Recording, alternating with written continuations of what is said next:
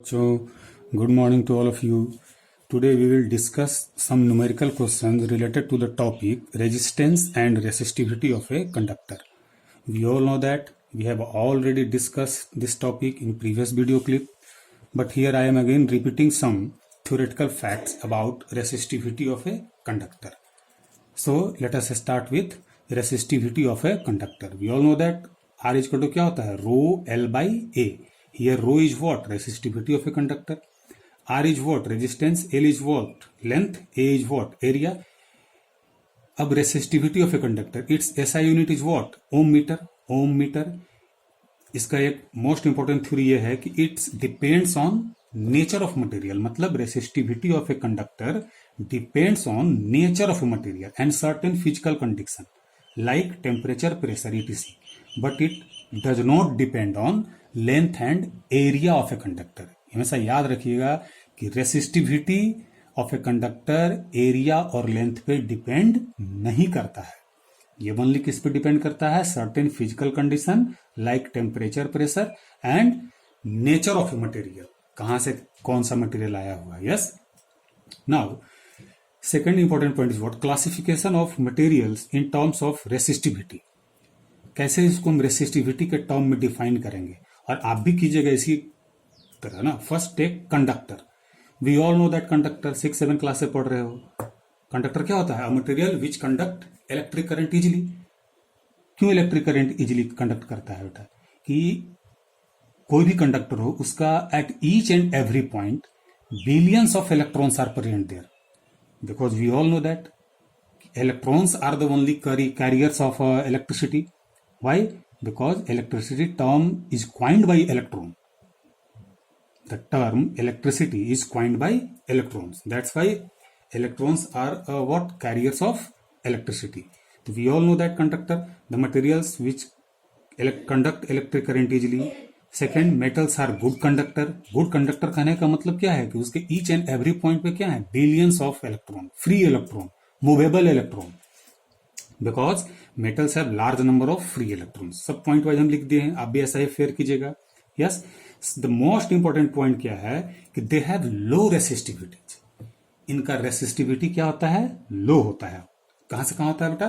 10⁻⁸ Om metre to 10⁻⁶ Om metre. और metal में भी जो जिसका सबसे लो रेसिस्टिविटी होता है उसमें किसका होता है? कॉपर एंड एल्यूमिनियम का. यस और no? Among metal copper and aluminum have lowest resistivity. That's why copper and aluminum wire are used for transporting electric current over large distances. जो आप देखते हो ना बेटा पोल टू पोल, क्यों एल्यूमिनियम वायर को यूज करते हैं, कॉपर वायर को क्यों यूज करते हैं? बिकॉज क्योंकि उसका रेसिस्टिविटी क्या होता है? लेस. एकदम वन लाइन आंसर है ना कि why we use copper and aluminum wire for transporting electric current over a large distance. क्या वन लाइन आंसर है? Because they have less resistivity, aluminium and copper का. यस और no? I think so understood. Second है insulator. We all know that this is also known as what? Bad conductor of electricity. इसका मतलब ये कभी नहीं होता है कि बेटा जो इंसुलेटर में करंट फ्लो नहीं करेगा. ये क्या है? Bad conductor. बैड कंडक्टर क्यों है? क्योंकि इसमें मूवेबल इलेक्ट्रॉन्स क्या है बेटा? Very less. उनका नंबर्स क्या होते हैं? Very less. यस और नो? तो इसका अपोजिट हुआ कंडक्टर का. ये bad conductor man material do not conduct electricity easily because this materials have less number of electrons. They have also what? High resistivity. अगर कंडक्टर का लेस रेसिस्टिविटी है तो इसका क्या होगा? High resistivity. देखो कहां से कहां है बेटा? 10⁻⁴ टू 10⁻⁻16 ओम मीटर. एग्जाम्पल क्या है? Glass, rubber, bakelite, etc. इसका यूज क्या होता है बेटा? They are mainly used for blocking electric currents between two points. क्योंकि इनका रेसिस्टिविटी क्या होता है? हाई. यस और नो? सेमीकंडक्टर, जो कंडक्टर इंसुलेटर के बीच में आते हैं उसको क्या बोलते हैं? सेमीकंडक्टर. इनका रेसिस्टिविटी कहां से कहां लाई करेगा? कंडक्टर और इंसुलेटर के बीच में. लिख दिए बेटा 10⁻⁻6 to 10⁻⁴. Example what? Germanium, silicon और भी बहुत सारे हैं. यस और नो? सो अब बेटा क्या होता है? आर इज इक्वल टू, देखो यहाँ पे rho L by A. Rho L क्या है? Length of conductor. ए क्या है? Area of cross section of a conductor. Rho क्या है? Resistivity of a conductor. और आर क्या है? Resistance of a conductor. Yes और no? Yes. I think so understood. चलो अब देखो एग्जाम्पल से समझो बेटा इसको। सपोज करो ये क्या है, conductor. Conductor means what, simple take wire. अब वायर का ये लेंथ क्या है, एल। अब देखो ये कंडक्टर है, बीच में क्या ले लिया बेटा, क्रॉस सेक्शनल एरिया है। क्रॉस सेक्शनल एरिया कैसा है, सर्कुलर। ये एरिया मानी एरिया ऑफ क्रॉस सेक्शन, हर जगह पे सर्कुलर एरिया होगा कंडक्टर का, यस और नो। अब सपोज करो कि इस कंडक्टर को हम स्ट्रेच कर देते हैं n times, 4 times, 5 times, 6 times, 10 times, जो आप जैसे आपकी मर्जी। देन व्हाट विल हैपन, आप खुद सोच के देखो। अगर इसी कंडक्टर को हम स्ट्रेच कर दें, खींच दें, तो इसमें क्या क्या में चेंजिंग हो जाएगा, आप खुद ही सोचो बेटा। अगर आपको स्ट्रेच कर दिया जाए तो क्या क्या चेंज हो जाएगा। आप मान लो 5 फीट के हो, आपको स्ट्रेच कर दिया जाए 2 टाइम्स, तो आप कितने फीट के हो गए, 10 फीट के। यानी क्या कि लेंथ आपका चेंज कर गया। लेंथ के साथ और क्या चेंज करेगा, एरिया भी चेंज करेगा, यस और no. But most important point is that what, कि वॉल्यूम ऑफ ए कंडक्टर या volume of anything will always remains the same. Volume हमेशा क्या होगा, हमेशा सेम रहेगा, केवल लेंथ और एरिया ही चेंज करेगा, यस और नो। जैसे एग्जांपल समझो, मान लो ये रेक्टेंगुलर टैंक है, इसमें कितना अमाउंट ऑफ वाटर है, 100 लीटर ऑफ वाटर है। मान लो इस वाटर को किसने हम दिए बेटा, फिल किए सिलेंड्रिकल टैंक में। तो दोनों को तो बेटा देखो ये लेंथ ब्रेथ तो अलग अलग है, एरिया भी अलग अलग होता है, यस और नो। बट इसकी कैपेसिटी, मान लो इस सिलेंड्रिकल का भी कैपेसिटी क्या है कि ये भी में कितना वाटर आएगा, 100 लीटर ऑफ वाटर आएगा। ये नहीं कि इसमें 100 लीटर वाटर है तो बेटा हम 50 लीटर का सिलेंड्रिकल टैंक ले लिए, नहीं। तो अगर इससे वाटर इसमें गया तो बेटा देखो वाटर का वॉल्यूम इसमें क्या 100 लीटर थी, इसमें भी वाटर का वॉल्यूम कैपेसिटी क्या है 100 लीटर। तो वॉल्यूम चेंज हुआ वाटर का, नहीं, कभी चेंज नहीं होगा। कि दोनों में 100 लीटर का कैपेसिटी है, या 100 लीटर रेक्टेंगुलर टैंक लो या 100 लीटर का सिलेंड्रिकल टैंक लो, दोनों में वाटर कितना आएगा 100 लीटर। इसलिए वॉल्यूम क्या होता है बेटा, वॉल्यूम हमेशा कांस्टेंट होता है। But length breadth area of both vessel are not same, but capacity of both vessels are always equal, always. इसलिए हमेशा याद रखिएगा volume is always constant, yes और no. I think so everybody understood, yes yes. Now, based on above theory, take a numerical question. Take here question number 1. A wire of 10 ohm resistance is stretched to thrice its original length. मतलब एक wire है जिसका resistance क्या है 10 ओम, उसको क्या stretch, कितना stretch किया गया 3 times of its original length. मतलब अगर उसका पहले का लेंथ 5 मीटर है तो अब क्या हो जाएगा 15 मीटर।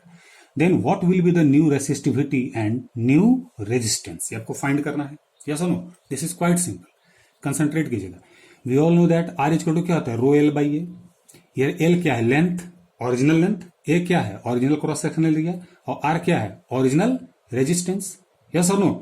तो अब बेटा बताओ जब इसको स्ट्रेच किया जाएगा, तभी बोले थे कि जब किसी चीज को स्ट्रेच करते हो तो क्या चेंज हो जाएगा लेंथ। तो न्यू लेंथ को क्या जूम कर ले हम एल डैश, न्यू एरिया को क्या जूम कर ले हम ए डैश, तो नया रेजिस्टेंस को क्या जूम कर ले आर डैश। तो आर डैश क्या हो जाएगा रो, एल की जगह क्या हो गया एल डैश, एरिया की जगह क्या हो जाएगा A dash. This is equation 2, this is equation 1। Now according to question नया length is what given in question, नया लेंथ क्या हो गया ओरिजिनल लेंथ का थ्राइस, क्योंकि स्ट्रेच्ड क्या है 3 टाइम्स। तो L dash is equal to क्या हो गया 3 इंटू एल, यह तो गिवन है, यस और नो। बट एरिया कैसे फाइंड करेंगे, क्योंकि एरिया भी तो चेंज करेगा ना। तो ये दीमाग में याद रखो कि क्या चीज कांस्टेंट रहता है हमेशा, वॉल्यूम। तो we know that volume of a material is always constant, sorry, volume of material always constant. So volume भी क्या होता है length into breadth into height, या इसको और क्या लिख सकते हैं हम एरिया इंटू लेंथ, क्योंकि एरिया इज टू क्या होता है length into breadth, breadth into height भी कर सकते हो एरिया, है ना। तो एरिया इंटू लेंथ भी क्या होता है वॉल्यूम, या सुनो। सो एज्यूम कर low volume of original wire को एज्यूम क्या कर लिए हम V1, तो उसका क्या हो जाएगा एरिया इंटू लेंथ, क्योंकि उसका लेंथ L है और एरिया क्या है A। Volume of the stretched wire मैंने न्यू वायर जिसको स्ट्रेच कर उसको एज्यूम क्या कर ले V2, तो V2 इक्वल टू क्या हो जाएगा नया एरिया क्या हो जाएगा A डैश, नया लेंथ क्या हो जाएगा L डैश, क्योंकि एरिया और लेंथ तो चेंज कर जाएगा। अब लेकिन हम क्या जानते हैं कि वॉल्यूम हमेशा क्या होता है कांस्टेंट, ओरिजिनल वायर का भी और स्ट्रेच्ड वायर का भी। तो एज्यूम कर लिए V1 equal to V2, so AL equal to A dash L dash. तो यहां से A डैश कितना होगा new area AL by L dash, L dash से मल्टीप्लाई इधर डिवाइड हो जाएगा तो AL बाई एल डैश। अब देखो AL बाई एल डैश क्या है, एल डैश का वैल्यू क्या दिया हुआ है 3L, यहाँ पुट कर लिए 3L, LL कट गया कितना है A बाई 3।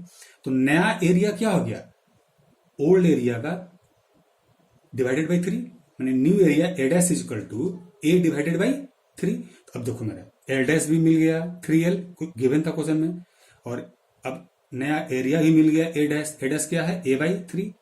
तो दोनों चीज मिल गया हमको। तो अब नाउ फाइंड कर सकते हैं. Now put the value of L dash and A dash in equation 2. इसमें पुट कर दो. तो आर डैश इक्वल टू क्या हो गया, रो एल डैश की जगह क्या कर दिया 3l और ए डैश की जगह क्या कर दिया a/3. तो 3 ऊपर जाएगा कर लो. तो 9 3 3 जा 9 रो एल बाई ए. अब देखो रो एल बाई ए ये क्या दिया हुआ है, रो एल बाई ए की जगह क्या लिख सकते हैं आर. तो क्या हो गया ये 9r, यानी कि new resistance R dash equal to कितना हुआ 9r. Are dash equal to कितना हुआ 9r. यस, तो फाइंड कर लो. आर डैश इक्वल टू क्या होगा 9r. तो R dash equal to 9 into 10, क्योंकि ओरिजिनल वायर का रेजिस्टेंस दिया हुआ है 10, तो कितना हुआ 90 ओम. तो न्यू रेजिस्टेंस क्या हो गया 90 ओम. एंड रेसिस्टिविटी क्या होगा, तो we all know that resistivity of wire will not change because it does not depend on length and area. बहुत बार बार बार बार बोल चुके हैं बेटा कि रेसिस्टिविटी एरिया और लेंथ पे डिपेंड नहीं करता है. इसलिए क्या होगा resistivity will be same. I think so everybody understood. So this is homework. Here I have given you 3 questions. 1, 2, 3. I think so all of you can solve it easily. And also do NCERT program related to this topic. And also do middle questions related to the topic resistivity and resistance. I think so. Thank you very much.